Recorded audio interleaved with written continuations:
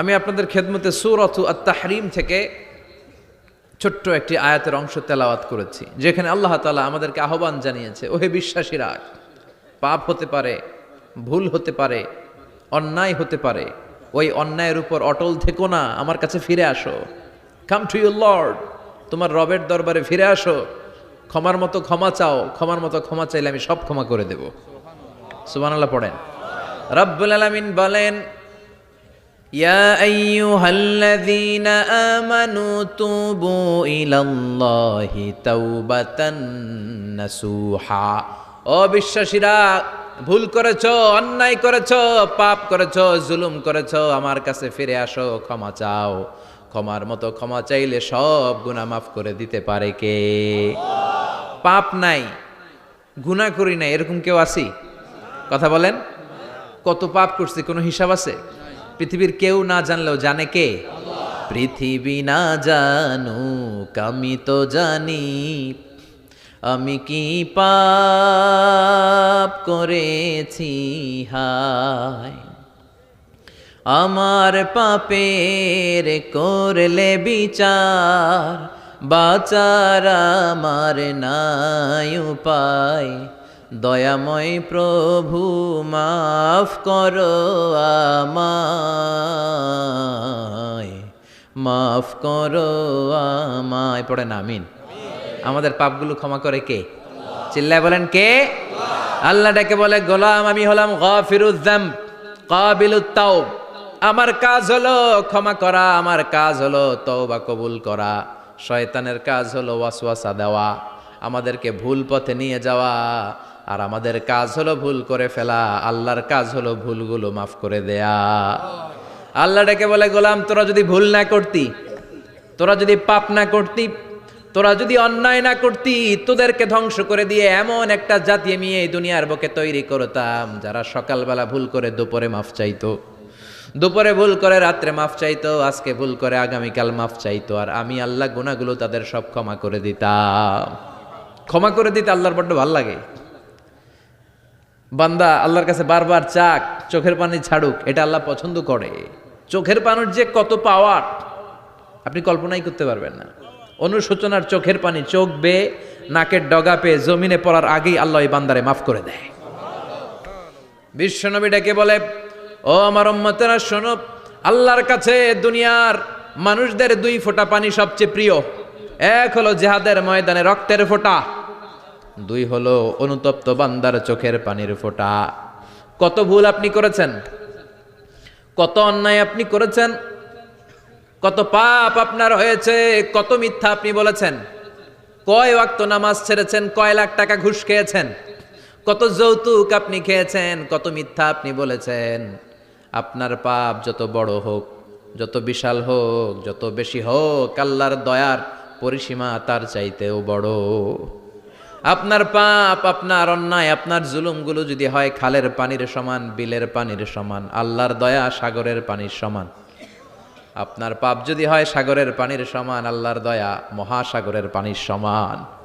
আপনার পাপ আর অন্যায় যদি হয় পাহাড়ের সমান, আল্লাহর দয়া আকাশের সমান। আপনার পাপ যদি হয় আকাশের সমান, আল্লাহর দয়া আরশের সমান। এজন্য আল্লাহ বললেন, ইয়া আইয়ুহাল্লাযীনা আমানু তুবু ইলাল্লাহি তাওবাতান নাসুহা। ও আমার গোলাম, তুই তোর নিজেরে যত বেশি ভালোবাসিস, তার চেয়েও আমি তোরে বেশি ভালোবাসি। তোর বাবা মা তোরে যত বেশি ভালোবাসে, তার চেয়েও আমাদেরকে বেশি ভালোবাসে কে?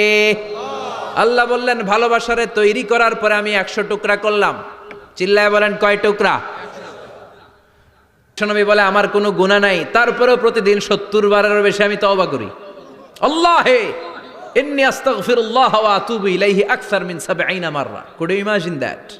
কল্পনা করছেন কোনোদিন যে নবীর গুনাহ নাই, ওই নবী তওবা পরে প্রতিদিন 70 বার, আকসার 70 বারেরও বেশি। আমার পড়া দরকার কয়বার? আপনার পড়া দরকার কয়বার? বিশ্বনবী 70 বারের বেশি বললে আমাদের পড়া দরকার কয়বার? আর আমরা প্রতিদিন পড়ি কয়বার? কথা কন। আমাদের ভুল হবে, ভুল হতে সমস্যা নাই, ভুল হওয়াই মানুষের স্বভাব, কিন্তু ভুল হওয়ার পরে ভুলের উপর অটল থাকা যাবে না। শয়তান আর মানুষের মধ্যে এই মৌলিক পার্থক্য। শয়তান ভুল করে ভুলের উপরই আছে, ঠিক কিনা? ক্ষমা চায় নাই, কিন্তু আমরা সকালে ভুল করলে দুপুরে মাপ চাই কার কাছে? 19 সালে ভুল করলে 20 সালে মাপ চাই কার কাছে? মৃত্যুর আগ পর্যন্ত আমরা ক্ষমা চাইলে ক্ষমা করে দিবে কে? সব সময় 24/7 তওবার দরজা খোলা, দুইটা সময় ছাড়া। ভালো করে মনে রাখবেন, মুখস্থ ঠোঁটস্থ যেন থাকে। দুইটার সময় তওবা কবুল হয় না, চিৎকার করে বলেন কয় সময়? এক হলো বাদাল গারগারা, গরগরানি যখন আসে, মালাকুল মাউত যখন চলে আসে, মালাকুল মাউতরে যখন দেখে ফেলবেন তখন তওবা কবুল হবে নাকি? কথা কন। ফেরাউনের নাম শুনছেন?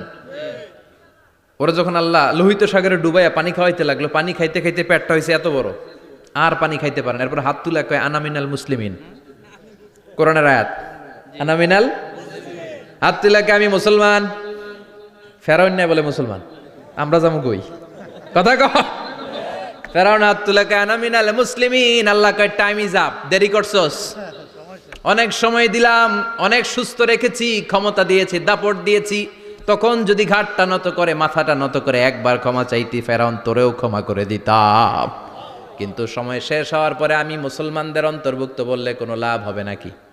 আল্লাহ বলল সময় নাই, সময় শেষ। কারণ মুসা আলাইহিস সালামের চাচাতো ভাই অনেক দাওয়াত দিল, জাকাত দে, কারণকে জাকাত দিব না, এই সম্পদ আমি কামাইছি, আল্লাহ দেয় নাই। মুসা আলাইহিস সালাম বললেন তাহলে আযাবের অপেক্ষা কর। আযাব চলে আসলো, আল্লাহ বললেন মুসা সেফ জোনে যাও, সরো, এখনই আযাব। ফাখাসাফনা বিহি ওয়া বিদারিহিল আরদ, পুরো ফাইয়ুমের জমিনটার আল্লাহ কাঁপিয়ে দিলেন, আর কারুনকে সহ পুরো সম্পত্তি তার জামিনের ভিতরে দাবিয়ে দিলেন। হাঁটু পর্যন্ত কারুন দেবে যায়, ভাবছে উঠে যাবে, কোমর পর্যন্ত দেবে যায়, ভাবছে উঠে যাবে, গলা পর্যন্ত যখন দেবে যায় আর সুযোগ নাই। কয় মুসা আমার সব সম্পত্তি তোরে আর তোর আল্লাহরে দিয়ে দিলাম, আমারে বাঁচা, আমারে সব সম্পত্তি তোর আর তোর আল্লাহর, আমারে খালি বাঁচা, চাচা আপন প্রাণ। আল্লাহ বলে সময় শেষ। তার মানে বাদাল গারগারা তওবা কিন্তু আর কবুল হয় না। এই হলো একটা। নাম্বার 2, বাদা তুলুই শামসি মিন মাগরিবিহা, প্রতিদিন চাঁদোলাতে সূর্য কোন দিক দিয়ে ওঠে? কথা কয় না? পূর্ব দিকে। কিয়ামতের আগ দিয়ে সূর্য আর পূর্ব দিকে উঠবে না, পশ্চিম দিক থেকে উঠবে। যেদিন প্রভাতে পশ্চিম দিক থেকে সূর্য উঠবে, ওই দিন থেকে তওবার দরজাটারে বন্ধ করে দিবে কে? আল্লাহ। তার আগ মুহূর্ত পর্যন্ত জীবনে যত গুনাহ করেছি, অন্যায় করেছি, চোখের পানি ছেড়ে ক্ষমা চাইলে ক্ষমা করবে কে? শয়তান আল্লাহরে চ্যালেঞ্জ দিছে, আল্লাহ তুমি আমারে জাহান্নামে পাঠাবা, আমিও তোমার বান্দা করে লয়ে একসাথে জামাতে ঢুকমু, একা ঢুকবো না, একা যাব না, তোমার বান্দাদেরকে সবগুলারে জাহান্নামী বানায়া তারপরে ঢুকমু। তোমারে চ্যালেঞ্জ দিলাম, একটারও জান্নাতে ঢুকাইতে পারবা? আল্লাহকে তুই আমার চ্যালেঞ্জ দিলি, আমি তো সব রাজার বড় রাজা, মহারাজা, আমারে চ্যালেঞ্জ দেশ, এত সাহস পাইলি কই? তুই আজীবন ওয়াসওয়াসা দিয়ে পাপ কাজ করাবি, একদিন তাফসীর মাহফিলে এসে আমার বান্দা ক্ষমা চাবে, আমি মাফ করে দেবো, তুই কি করবি? আজীবন অন্যায় করবে, আজীবন পাপ করবে, জুলুম করবে, একদিন চোখের পানি ছেড়ে আমার কাছে কান্নার মতো কান্না করলে আমি সব গুনাহ মাফ করে দেব। এজন্য আল্লাহ বললেন ইয়া আইয়ুহাল্লাযীনা আমানু তুবু ইলাল্লাহি তাওবাতান নাসুহা, ভুল করেছো তওবা করো, মাফ করবে কে? সাইয়েদনা আদম আলাইহিস সালাম ভুল করলেন, দুনিয়ায় এসে শত শত বছর কাঁদলেন, কিন্তু ক্ষমা হয় না। আল্লাহরে বললেন আল্লাহ কি করলে ক্ষমা পাবো বলো? ফাতালাক্কা আদামু মির রাব্বিহি কালিমাতিন ফাতাবা আলাই, আল্লাহ বললেন ও আদম তোমারে কিছু কালেমা শিখাইয়া দেই, এই কালেমাগুলো দিয়ে আমার কাছে দোয়া করো, ক্ষমা করে দেব। আল্লাহ শিখাইয়া দিলেন ও আদম দুই হাত তুলে চোখের পানি ছেড়ে আমার কাছে পড়ো, রব্বানা, পড়েন, রব্বানা যালামনা আনফুসানা ওয়া ইল্লাম তাগফির লানা ওয়া তারহামনা লানাকুনান্না মিনাল খাসিরিন। এটা শিখাই দিছিল আল্লাহ। আল্লাহ আমি জুলুম করেছি, অন্যায় করেছি, ভুল করেছি, পাপ করেছি, তুমি যদি ক্ষমা না করো ক্ষমা করার কেউ নাই, ঠিক কি না? আমরাও পাপ করলে এই দোয়াটা পড়ার দরকার আছে না নাই? 5টা শর্ত সাপেক্ষে আমাদের তওবা কবুল করবে কে? আল্লাহ। তওবা কবুল হওয়ার কিছু শর্ত আছে 5টা। কয়টা? চিৎকার মেরে বলতে হবে, তওবা কবুল হওয়ার শর্ত কয়টা? 5টা। 1 নম্বরে হচ্ছে আল ইকরা, acknowledgement. You have to give the acknowledgement that you are the greatest sinner on earth. আপনাকে ঘোষণা দিতে হবে যে আপনি পৃথিবীর সবচেয়ে বড় পাপী। 1 নম্বর শর্ত, আপনি বলেন যে আল্লাহ আমার চেয়ে বড় পাপী নাই, আকাশের নিচে জমিনের উপরে আমি সবচেয়ে বড় পাপী, এমন কোনো পাপ নাই যেটা আমি করি নাই, ঠিক কি না? 1 নম্বরে পাপের ঘোষণা দেন। 2 নম্বরে আন-নাদাম। নাদাম মানে repentance. You have to be repentant for what you have done. আপনাকে অনুতপ্ত হতে হবে, চোখের পানি ছাড়তে হবে। আল্লাহ আমি লজ্জিত, আল্লাহ আমি নাদান, আমি পিশাচ, আমারে মাফ করে দাও। তার মানে স্বীকার গেলেন কি অন্যায় করেছেন। 2 নম্বরে আপনি অনুতপ্ত হলেন। 3 নম্বরে স্টপ, যেই পাপ করতেছিলেন ওইটা থামান। Stop what you have done, যেটা করতেছিলেন আগে থামান। আপনি সুদ খাইছেন, অনুশোচনা আসলো, মাফও চাইতেছেন, আবার সুদও খাইতেছেন, হবে? আপনি ঘুষ খেয়েছেন, তওবা শুরু করলেন, আবার ঘুষও খেয়ে যাচ্ছেন, হবে? থামেন, স্টপ।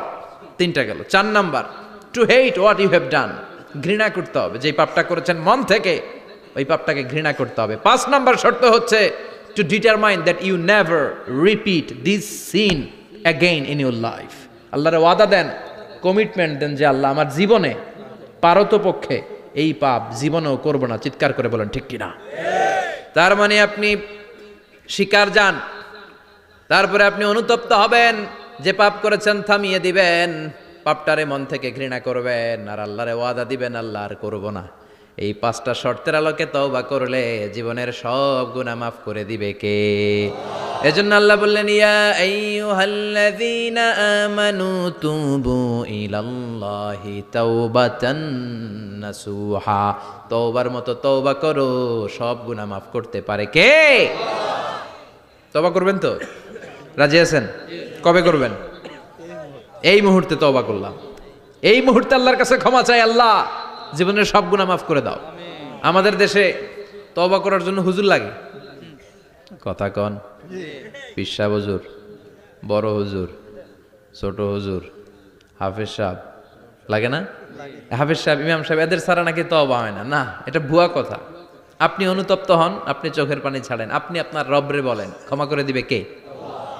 ইমাম সাহেব আসতে হবে শর্ত না, পীর সাহেব হুজুর এসে হুজুরের হাতে হাত রেখে তওবা পড়তে হবে শর্ত না। আপনার রবরে ডেকে চোখের পানি ছেড়ে ক্ষমা চান, ক্ষমা করবে কে? আর প্রতিদিন শতবার পড়তে থাকবেন আস্তাগফিরুল্লাহ। আওয়াজ করে সবাই পড়েন আস্তাগফিরুল্লাহ, আর জোরে পড়েন আস্তাগফিরুল্লাহ। বিশ্বনবী বলেন, মান লাজিমাল ইস্তিগফার জাআলাল্লাহু লাহু মিন কুল্লি দিকিন মাখরাজা।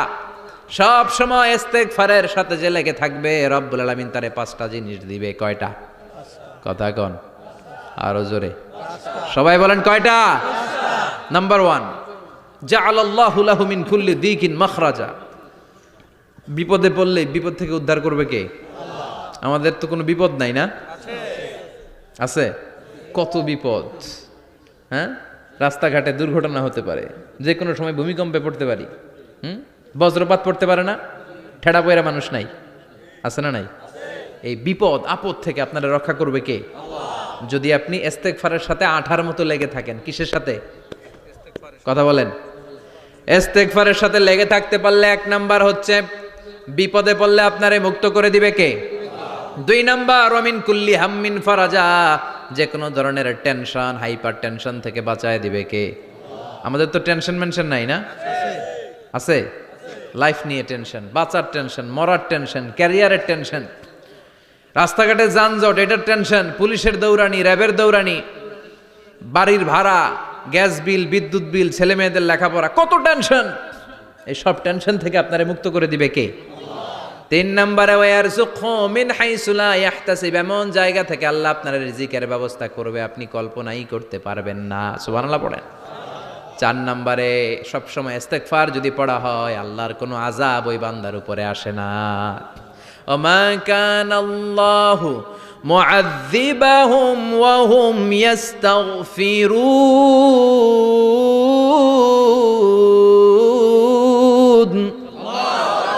যতক্ষণ আমার বান্দা আমার কাছে ইস্তেগফার পড়তে থাকে, আমার কোনো আযাব বান্দারে পাবে না।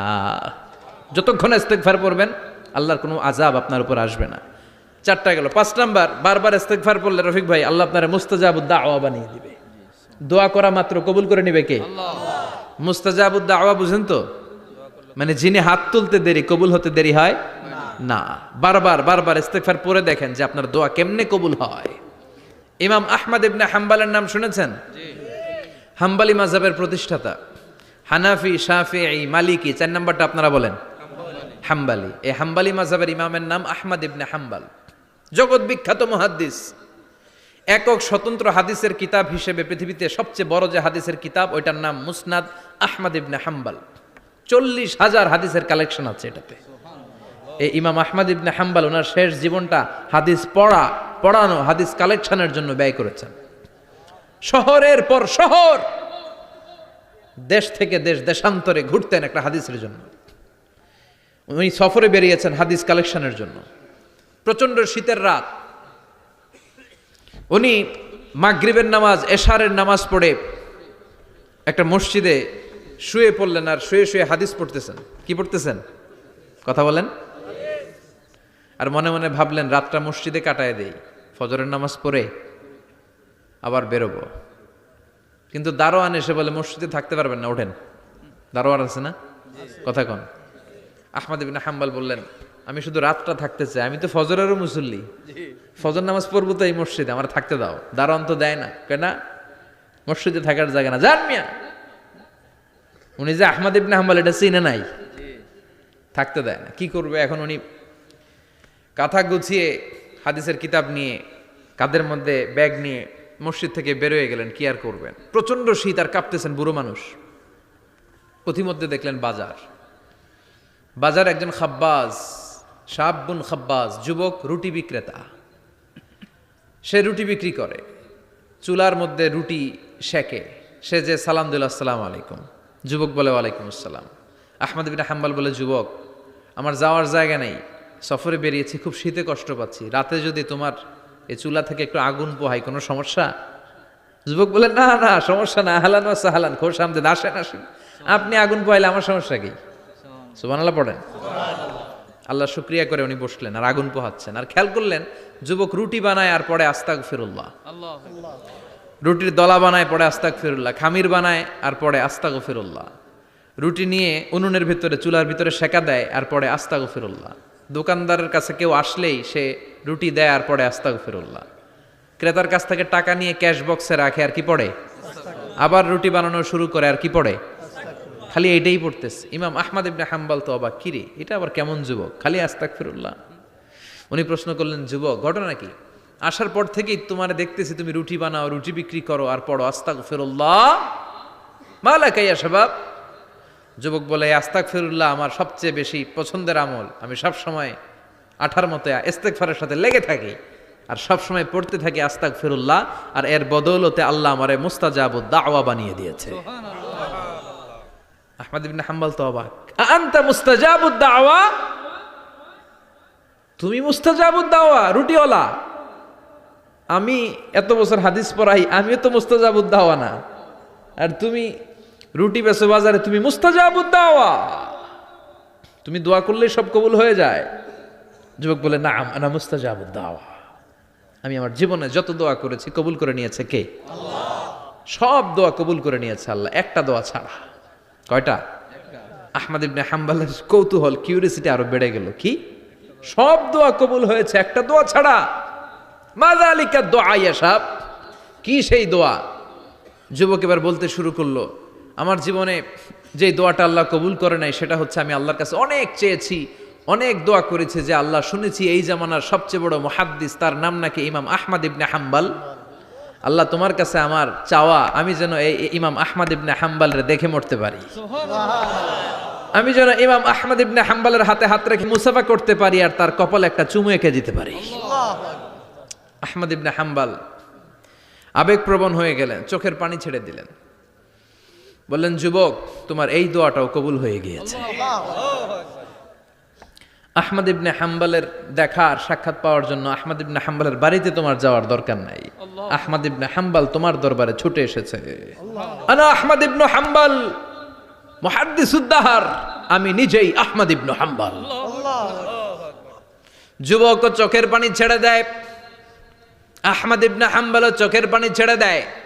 যুবক চিৎকার মেরে ইমাম আহমদ ইবনে হাম্বলকে জড়িয়ে ধরে, হাতে হাত রেখে মুসাফা করে, কপালের মধ্যে চুমু খায় আর আল্লাহর শুকরিয়া করে বলে, ও ইমাম, আসলে এই দোয়াটাও আল্লাহ আজকে কবুল করে নিল। বিশ্বাস হয়? সবসময় ইস্তেগফার পড়লে আপনার দোয়াগুলোর এইভাবে কবুল করে নিবে কে? এই 5টা জিনিস পাবেন সবসময় যদি ইস্তেগফারের সাথে লেগে থাকেন। রাজি আছেন তো? এজন্য বিশ্বনবী সব সময় নামাজে সালাম ফেরানোর পরে পড়তেন আস্তাগফিরুল্লাহ। কি পড়তেন? তিনবার পড়তেন আস্তাগফিরুল্লাহ, আস্তাগফিরুল্লাহ, আস্তাগফিরুল্লাহ। পড়তে রাজি আছেন? ইস্তিগফারের অনেকগুলো আলফাজ আছে, সবচেয়ে ছোট ইস্তিগফার হচ্ছে এটা, আস্তাগফিরুল্লাহ, আস্তাগফিরুল্লাহ। আরো আছে আস্তাগফিরুল্লাহ আল্লাযী লা ইলাহা ইল্লা হুয়াল হাইয়ুল কাইয়্যুম ওয়া আতুবু ইলাইহি। বিশ্বনবী বলেন এই ইস্তিগফারটা যদি কেউ পড়ে, আত-তাওয়াল্লি মিন ইয়াউমিজ জাহাফ, যুদ্ধের ময়দান থেকে পালিয়ে আসা কবিরা গুনাহ। কি গুনাহ? কাফেরদের সাথে যুদ্ধ, আমি তাগড়া যুবক, তলোয়ার নিয়ে নেমেছি, আমার দেহের এক ফোঁটা রক্ত থাকা পর্যন্ত আমি যুদ্ধ চালিয়ে যাব, আমি ফিরে আসতে পারবো না, আইনটা কার? ফিরে আসলে কবিরা গুনাহ। বিশ্বনবী বলেন যুদ্ধের ময়দান থেকে ফিরে এসেছে এরকম কবিরা গুনাহ অবলম্বনকারীও যদি আস্তাগফিরুল্লাহ আল্লাযী লা ইলাহা ইল্লা হুয়াল হাইয়ুল কাইয়্যুম ওয়া আতুবু ইলাইহি পড়ে, ওই কবিরা গুনাহকারীকেও ক্ষমা করে দিবে কে? পড়তে রাজি আছেন তো? আবার সাইয়েদনা আবু বকর বললেন, ইয়া রাসূলুল্লাহ আল্লিমনি দুআআন আদউ বিহি ফি সালাতিক, এমন দোয়া আপনি আমারে শিক্ষা দেন যেই দোয়াটা আমি নামাজে পড়তে পারি। বিশ্বনবী বললেন পড়ো, আল্লাহুম্মা ইন্নী যালামতু নাফসি যুলমান কাসীরান ওয়া লা ইয়াগফিরুয যুনুবা ইল্লা আনতা ফাগফিরলি মাগফিরাতাম মিন ইনদিক ইন্নাকা আনতাল গফুরুর রহিম। সুবহানাল্লাহ পড়েন, এটাও ইস্তিগফার। আমরা এটার বলে দোয়া মাসুরা, সালাম ফেরানোর আগে পড়ি না? যেখানেই ক্ষমা চাওয়ার কথা আছে ওইটারই কি বলে? ইস্তিগফার। আল্লাহুম্মা ইন্নী যালামতু নাফসি, আল্লাহ জুলুম করেছি, যুলমান কাসীরা, অনেক জুলুম, ওয়ালা ইয়াগফিরুয যুনুবা ইল্লা আনতা, তুমি ছাড়া এই গুনাহ ক্ষমা করার তো কেউ নাই। ফাগফিরলি মাগফিরাতাম মিন ইনদিক, তোমার দয়ায় আমারে ক্ষমা করে দাও। ইন্নাকা আনতাল গফুরুর রহিম, তুমি হলা ক্ষমাশীল। ঠিক কি না? এটাও ইস্তিগফার, এটাও পড়বেন। আর এই সব ইস্তিগফারের শ্রেষ্ঠ ইস্তিগফারের নাম সাইয়্যিদুল ইস্তিগফার।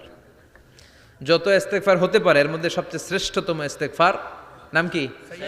কথা কন। বুখারীর বর্ণনা, শাদ্দাদ ইবনে আউস রাদিয়াল্লাহু তাআলা আনহু বর্ণনা করেন, এই সাইয়্যিদুল ইস্তিগফার দিনের বেলা যে পড়বে ওই দিনে মারা গেলে সে জান্নাতি।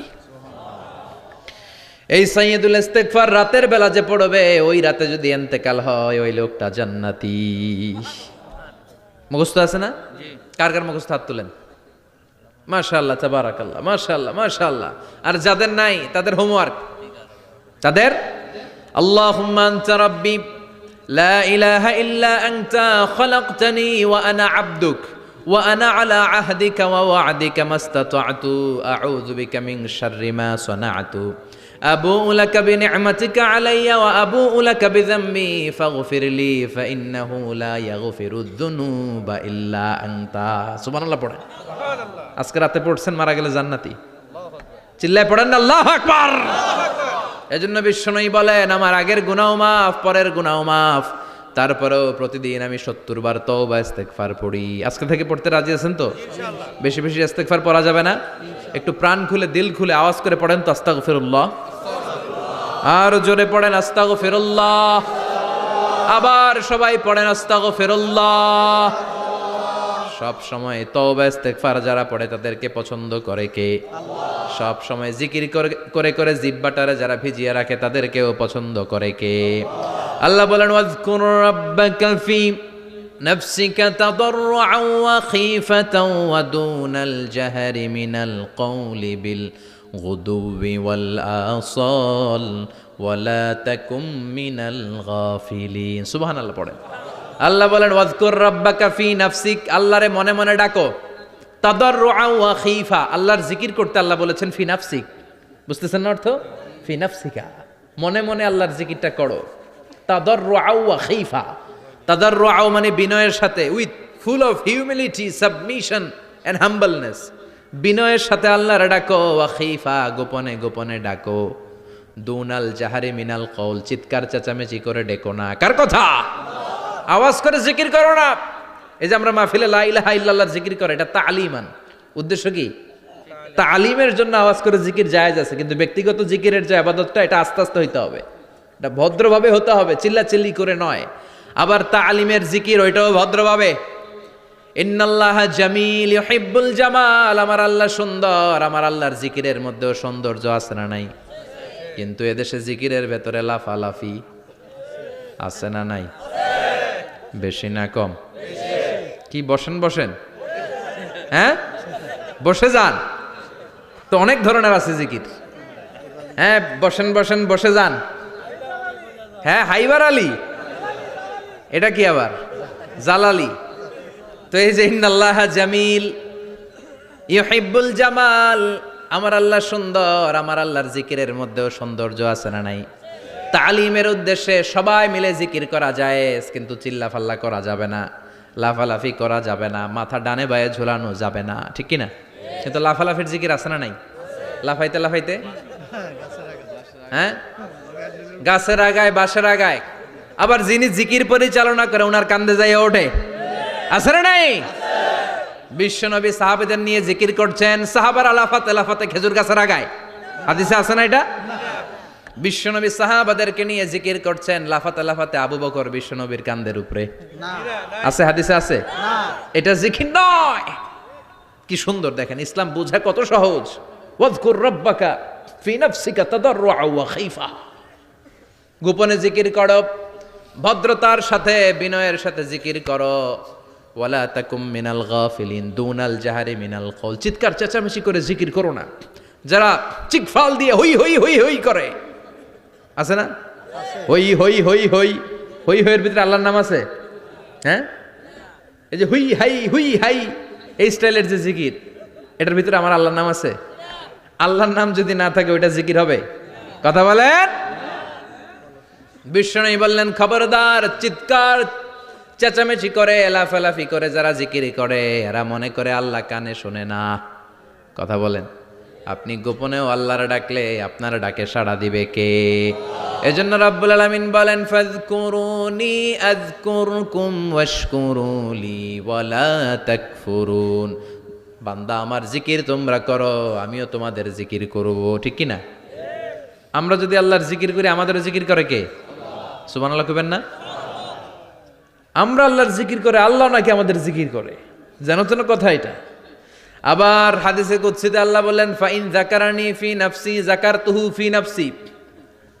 আমার বান্দা যদি একা একা আমার জিকির করে, আমি আমার বান্দার একা একা স্মরণ করি।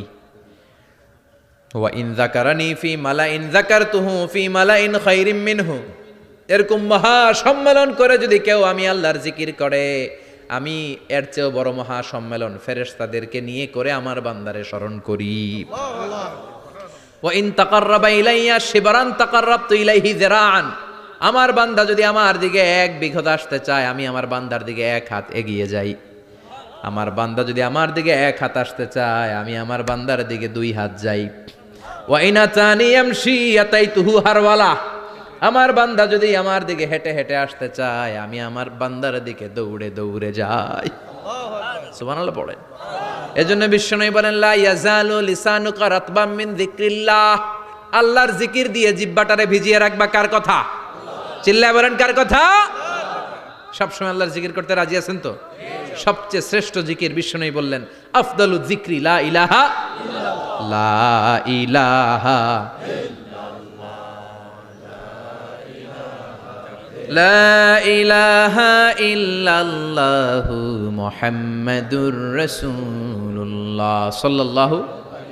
সবচাইতে শ্রেষ্ঠ জিকির লা ইলাহা। এর চেয়ে শ্রেষ্ঠ জিকির আছে? কথা বলেন। বিশ্বনবী বললেন, মান ক্বালা লা ইলাহা ইল্লাল্লাহ সিদকান মিন কলবিহি, একনিষ্ঠতার সাথে অন্তর থেকে কেউ যদি জীবনে একবার বলে লা ইলাহা ইল্লাল্লাহ, দাখালাল জান্নাহ। তার যদি পাপ থাকে, অন্যায় থাকে, ওই পাপ আর অন্যায়ের শাস্তিগুলার পরে কোনো না কোনো দিন আমার ওই বান্দা জান্নাতে ঢুকবে। একবার যদি খালিসান মিন কলবিহি সে পড়ে লা ইলাহা ইল্লাল্লাহ, তার জন্য জান্নাতকে অবধারিত করে দিয়েছে কে?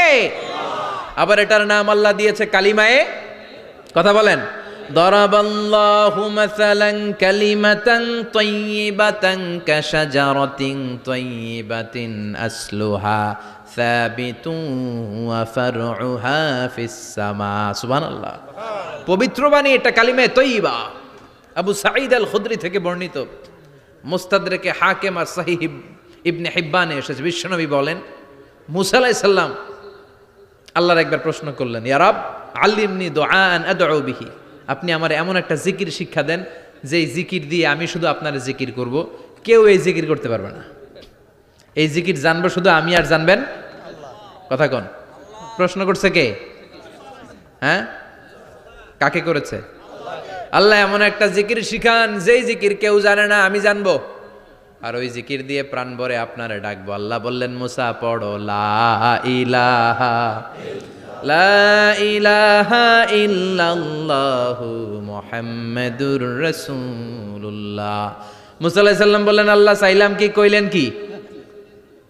লা ইলাহা তো জাতীয় জিকির, এটা তো আন্তর্জাতিক জিকির, এটা জানে না এমন কেউ নাই, এমনকি হিন্দু ভাইরাও জানে কথা কন। আল্লাহ আমি তো চাইছিলাম এক্সক্লুসিভ, আমার জন্য স্পেশাল, এর চেয়ে সুন্দর আর কেউ জানবে না, এত সুন্দর একটা জিকির আপনি দিবেন, এটা আমি ডাকবো আপনারে আর আপনি শুনবেন। আল্লাহ বললেন, মুসা এর চেয়ে দামি আমার কাছে নাই। লাউ তাদউ লা ইলাহা ইল্লাল্লাহ ফি কাফা, লা ইলাহা রে যদি মুসা এক পাল্লায় রেখে দাও, ওয়াস সামাওয়াতু সাবউ ওয়াল আরদিন, সাত আকাশ সাত জমিন যদি আরেক পাল্লায় রেখে দাও, লা ইলাহা এক পাল্লায়, সাত আকাশ সাত জমিন আরেক পাল্লায় ওজন যদি দাও, লা রাজাহাত কাফাতু লা ইলাহা ইল্লাল্লাহ, মুসা দেখবা মুহূর্তের মধ্যে লা ইলাহা ইল্লাল্লাহর পাল্লা ভারী হয়ে গেছে। সাত আকাশ সাত জমিন এক পাল্লায়, শুধু লা ইলাহা ইল্লাল্লাহ আরেক পাল্লায়, মুহূর্তে লা ইলাহার পাল্লাটারে ভারী করে দিবে কে? এটা বিপ্লবী বাণী। আমরা এটার ভিক্ষার মধ্যে লাগাইছি। এখন ভিক্ষা করার সময় লা ইলাহা আছে না নাই? একটা টাকা দিয়া যান, আমি গরিব ইনসান, আখিরাতে সওয়াব পাইবেন পাহাড় সমান। একটা টাকা দিয়া যান, আমি গরিব ইনসান, আছে না নাই? জুমার নামাজের সময় ভিক্ষা করে, একটা টাকা দিয়া যান, আর লা ইলাহার জিকির লগে, আছে না নাই? এটা আমরা ভিক্ষার জিকির বানাইছি, এটা তো বিপ্লবী বাণী। এই বাণীর পক্ষে যারা, তারা ন্যায় আর সত্যের পক্ষে চিল্লায় বলেন ঠিক কিনা? এই বাণীতে যারা বিশ্বাস করে, তারা এক আল্লাহর সামনে মাথা নত করে দেয়। গোটা পৃথিবীর কোন শক্তির সামনে ওই মাথা নত হয় না, ঠিক কিনা? এই লা ইলাহা যারা আমরা মানি, আল্লাহ ছাড়া কারো সামনে মাথা নত করব? কোন শক্তি আমাদের মাথা নত করাতে পারে? এটা বিপ্লবী বাণী, এটা সংগ্রামী বাণী। এই বাণী এমন বিপ্লব তৈরি করে, গোটা বিশ্ব পাল্টে দেয়। এই লা ইলাহার ব্যাখ্যা করেছেন সাইয়্যিদ কুতুব শাহীদ তার তাফসিরে। নাম শুনছেন? কি নাম তাফসিরের? ফি জিলালিল কোরআন। ফি জিলালিল কোরআন লিখে উনি মিশর কাঁপিয়ে দিলেন। তিনি গোটা বিশ্বের জাহালাতকে তার তাফসিরের লেখনীর মধ্য দিয়ে তুলে এনেছেন। আর বলেছেন, আল্লাহর আইন ছাড়া পৃথিবীর বুকে কোনো আইন চলবে না। তার তাফসির পরে মিশরের সব যুবকরা রাস্তায় নেমে এলো। আন্দোলনের চোটে পুরো মিশরে উত্তাল গণ আন্দোলন। ইনিল হুকমু ইল্লা লিল্লাহ, আল্লাহর জমিনে আল্লাহর আইন ছাড়া কিছু চলবে না। পুরো মিশর টালমাটাল, সরকার টালমাটাল। সরকার প্রধান ছিল জামাল আব্দুল নাসের, কয়টারে জেলে ভর। কথা কন, হকের কথা বললেই জেলখানা আছে না নাই? সাইয়্যিদ কুতুব শাহীদের জেলখানায় ভরা হলো। ওনারে জেলখানায় ভরার পরে আন্দোলন আরো 3 গুণ বেড়ে গেল। কায়রোর রাস্তায়, মিশরের রাস্তায় রাস্তায় ইসলাম প্রেমিক, কোরআন প্রেমিক যুবকদের আন্দোলন। পুরো আন্দোলনে মিশর কেঁপে উঠল। মিশর ব্যাপী আন্দোলনের গণজোয়ার। সরকারের অবস্থা খারাপ। সরকার এবার ঘোষণা দিল, সাইয়্যিদ কুতুব শাহীদ মিশরের যুবকদেরকে আন্দোলনে ঠেলে দেওয়ার কারণে তাকে মৃত্যুদণ্ড দেয়া হলো, ফাঁসি। যুগে যুগে কোরআনের পক্ষে যারা, এদের কাছে ফাঁসির রশি আছে না নাই? কিন্তু এই ফাঁসির রশিকে তারা থোড়াই কেয়ার করে, চিল্লায় বলেন ঠিক কিনা? ফাঁসি, সাইয়্যিদ কুতুব শাহীদের ফাঁসির রায় দেয়া হলো। আদালত থেকে ফাঁসির রায় বহাল রাখা হলো। যেদিন ফাঁসি দেওয়া হবে তার 1 ঘন্টা আগের ঘটনা। কারা কর্তৃপক্ষের নিয়ম অনুযায়ী, জেল কোডের নিয়ম অনুযায়ী, জেলখানার যিনি ইমাম আছে না, উনি 1 ঘন্টা আগে আইসা এই কালিমা পড়ায়, যারা ফাঁসি দেওয়া হবে এর পড়ায় লা ইলাহা মুহাম্মাদুর। তো সাইয়্যিদ কুতুব শাহীদকেও কালিমা পড়ানোর জন্য ইমাম সাহেব আসছে। ফাঁসির বাকি কয় ঘন্টা, এসে বলে, সাইয়্যিদ কুতুব শাহীদ আপনি পড়েন লা ইলাহা ইল্লাল্লাহ। সাইয়্যিদ কুতুব শাহীদ বলে, আমারে তুই কালিমা শিখাইস না, আমি কালিমা খুব ভালো জানি। যেই কালিমা পড়ানোর কারণে সরকার তোরে বেতন দেয়, ওই কালিমার ব্যাখ্যা করার কারণে সরকার আজকে আমারে ফাঁসি দেয়।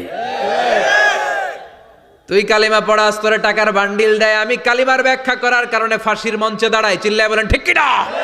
তার মানে তোর কালিমা আমার কালিমা এক কালিমা না, এই দুই কালিমার মধ্যে পার্থক্য আছে না নাই? তোর ইমানি চেতনা আমার ইমানি চেতনা এক ইমানি চেতনা নয়। তোরে টাকা দেয় আমারে ফাঁসি দেয়, তার মানে দুই চেতনা আলাদা। চিল্লায় বলো ঠিক কিনা? এজন্য আল্লাহ ডেকে বললেন, গোলাম এটা বিপ্লবী বাণী। এই কালেমার আন্দোলন যারা করে তারা আল্লাহ ছাড়া পৃথিবীর কাউরে ভয় পায় না, আর তারা চায় কালেমার পতাকা পৃথিবীর মধ্যে যেন পথ পথ করে উড়ে। ঠিক কিনা? বাংলার জমিনে কালেমার পতাকা উড়ুক আমরা চাই কি চাই না?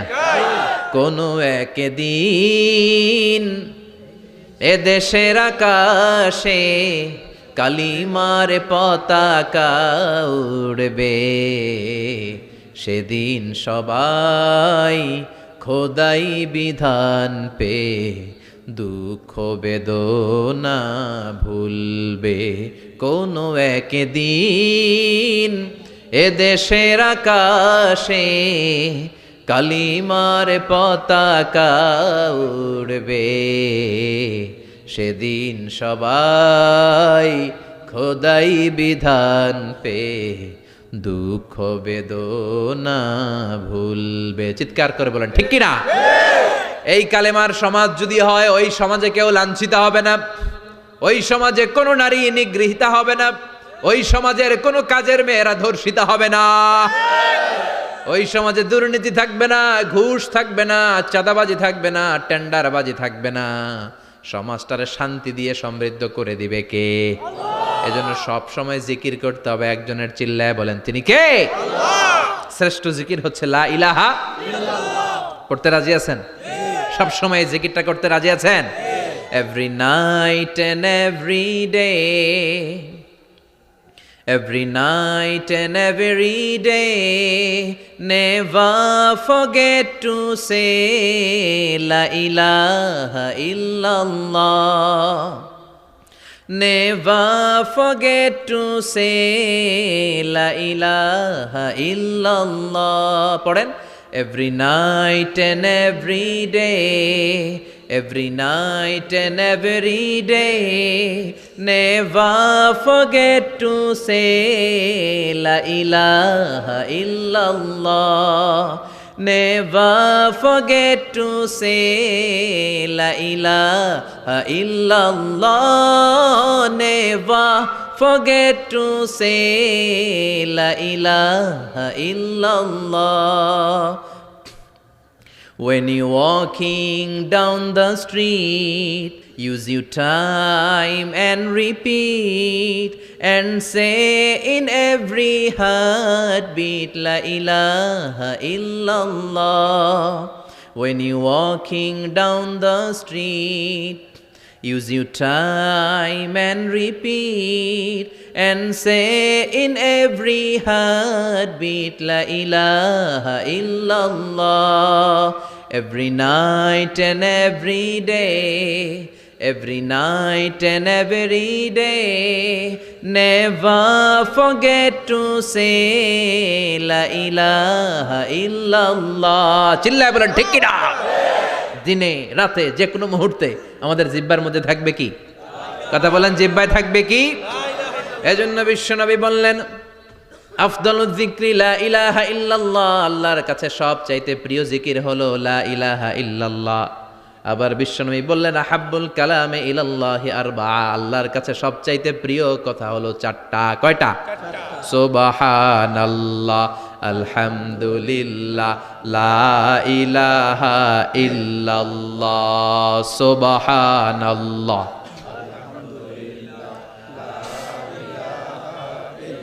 লা ইলাহা ইল্লাল্লাহু মুহাম্মাদুর রাসূলুল্লাহ। সুবহানাল্লাহ পড়েন। চারটা কথা আল্লাহর কাছে সবচেয়ে প্রিয়। একটা হচ্ছে সুবহানাল্লাহ, আর একটা হচ্ছে আলহামদুলিল্লাহ, আর একটা হচ্ছে লা ইলাহা ইল্লাল্লাহ, আর একটা হচ্ছে আল্লাহু আকবার। এই যে শুরুতে তিনটা তাকবীর দিছি, এই তাকবীরটা আল্লাহর প্রিয় কথা যে চারটায়, চারটার মধ্যে একটা আছে না নাই? আওয়াজ করে পড়েন আল্লাহু আকবার। সবচেয়ে প্রিয় আল্লাহর কাছে এই চারটা কথা। লা ইয়াদুররুকা বিআইয়িহিন্না বাদাতা। বিশ্বনবী বললেন এই চারটার যেটা দিয়ে শুরু করতে মন চায় করো, কোনো সমস্যা নাই। সুবহানাল্লাহ পড়েন। এজন্য ফরজ নামাজের পরে এই তাসবিহগুলো পড়বেন।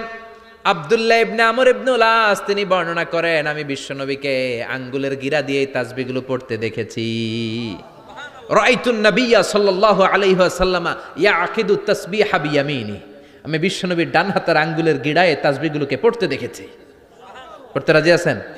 ডান হাত তোলেন, এই আঙ্গুলের করের মধ্যে এইভাবে রাখেন, এইভাবে রেখে নামাজের পরেই সুবহানাল্লাহ আলহামদুলিল্লাহ পড়তে রাজি আছেন? সুবহানাল্লাহ 33 বার, আলহামদুলিল্লাহ 33 বার, আল্লাহু আকবার 33 বার পড়তে রাজি আছেন সবাই? আল্লাহ তুমি কবুল করো। ফরজ সালাতের পরে আমরা মুনাজাত দেওয়ার জন্য পাগল হয়ে যাই। আসসালামু আলাইকুম ওয়া রাহমাতুল্লাহ, আসসালামু আলাইকুম ওয়া রাহমাতুল্লাহ, আমিন ইয়া আরহামার রাহিমিন। আছে না নাই? চান্দলায় মনে হয় নাই। কিন্তু বিশ্বনবী সালাম ফেরানোর পরে সর্বপ্রথম যে আওয়াজটা করতেন সেটা হচ্ছে আল্লাহু আকবার। এরপর 3 বার পড়তেন আস্তাগফিরুল্লাহ আস্তাগফিরুল্লাহ আস্তাগফিরুল্লাহ। এরপর আয়াতুল কুরসি একবার। কয়বার? মান ক্বারা আয়াতুল কুরসি দুবুরা কুল্লি সালাতিন মাকতুবা লাম ইয়ামনাহু মিন দুখুলিল জান্নাতি ইল্লাল মাউত।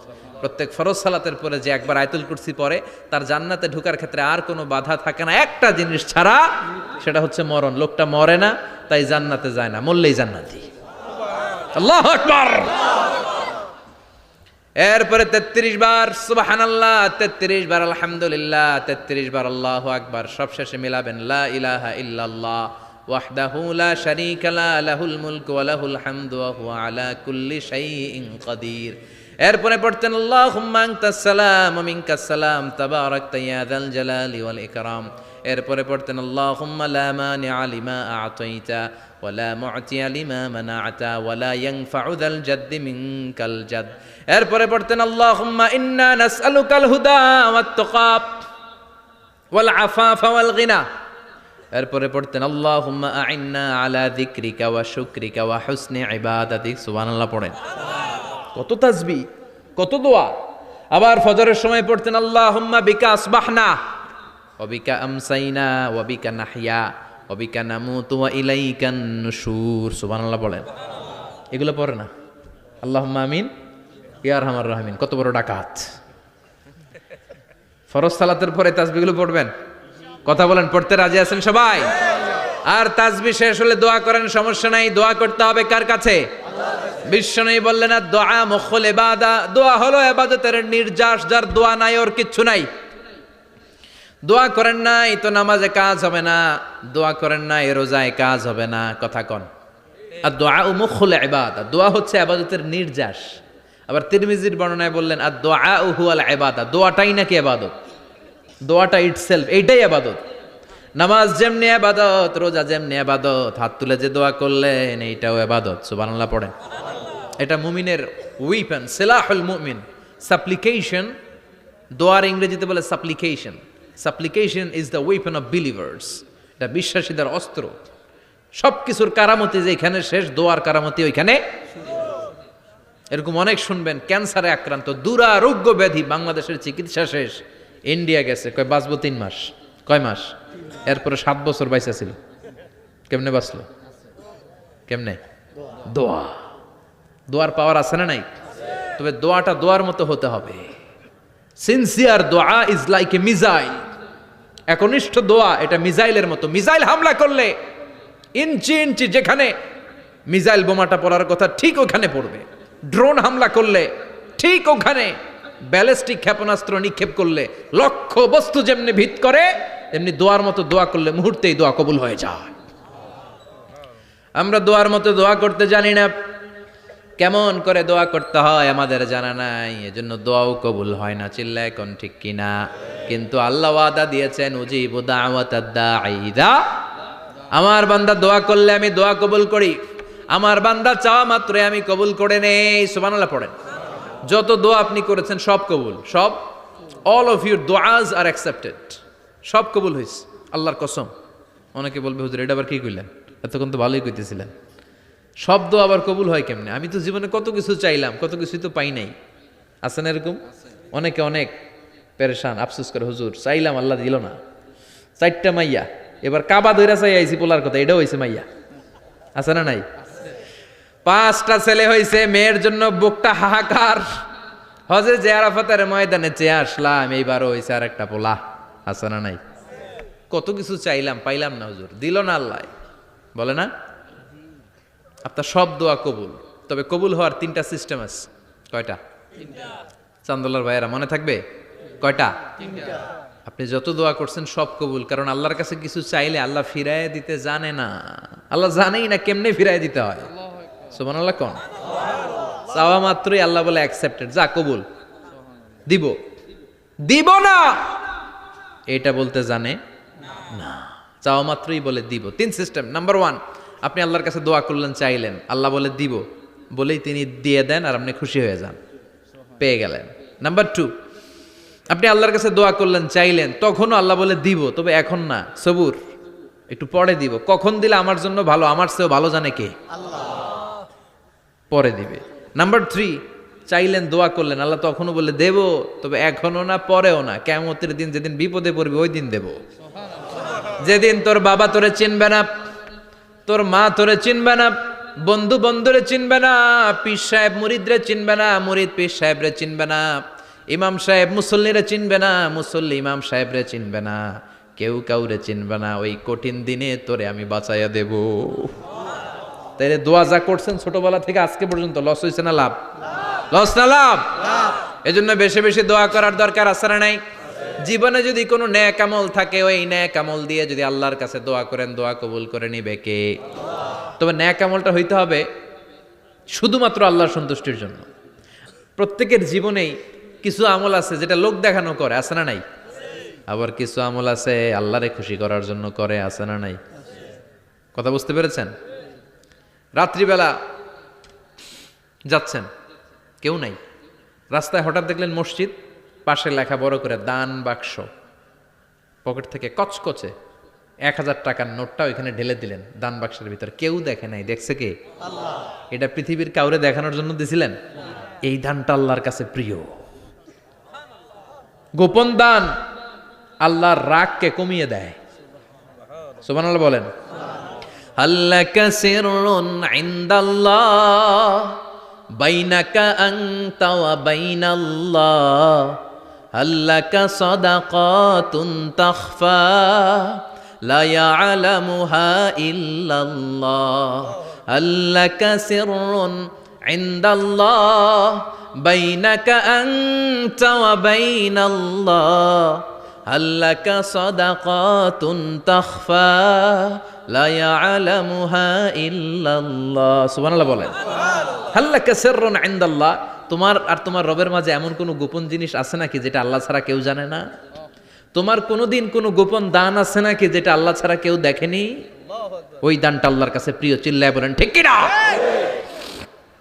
এরকম কোন গোপন আমল দিয়ে যদি আপনি আল্লাহর কাছে ওসিলা করে দোয়া করেন, আল্লাহ ওই কঠিন বিপদের দিনে এই আমলটা করছিলাম শুধু তোমারে দেখানোর জন্য, এর ওসিলায় বাঁচাও, বাঁচাবে কে?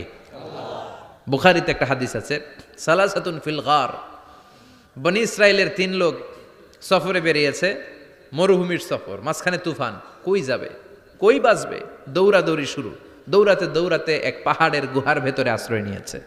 গুহা চিনেন তো? পাহাড়ের গুহা।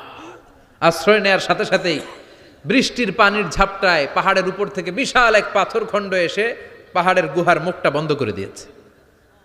বন্ধ, অন্ধকার, এরা পড়ছে বিপদে। হায় হায়, বাঁচার জন্য ঢুকলাম, এখন দিই মরণ। ঢুকছিল কি জন্য?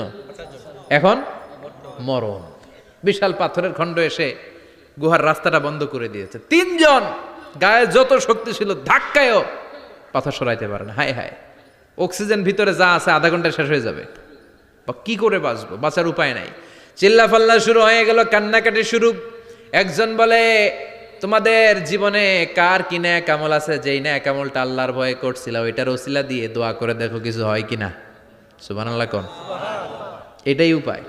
একজন হাঁটু গেড়ে চোখের পানি ছাড়া শুরু করছে আর দোয়া শুরু করছে, আল্লাহ আল্লাহুম্মা কানাত লি আবাওয়ান শাইখান কাবীরান, আল্লাহ আমার বাবা মা ছিল বৃদ্ধ বৃদ্ধা, আমি পেশায় রাখাল, সারাদিন ছাগল চড়িয়ে রাত্রিবেলা দুধ আনতাম, সবার আগে আব্বা আম্মারে দিতাম, এরপরে আমার ছেলে মেয়ে, এরপরে স্ত্রী।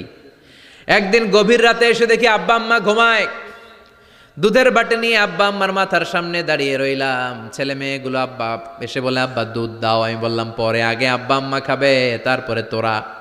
ছেলে মেয়েগুলো কান্না জুড়ে দিল, আমি দেই নাই। ফজর পর্যন্ত দাঁড়িয়ে রইলাম, ফজরের আগ দিয়ে আব্বা আম্মা ঘুম থেকে উঠে দেখে তো আমার অবাক, কিরে বাবা দাঁড়িয়ে কেন?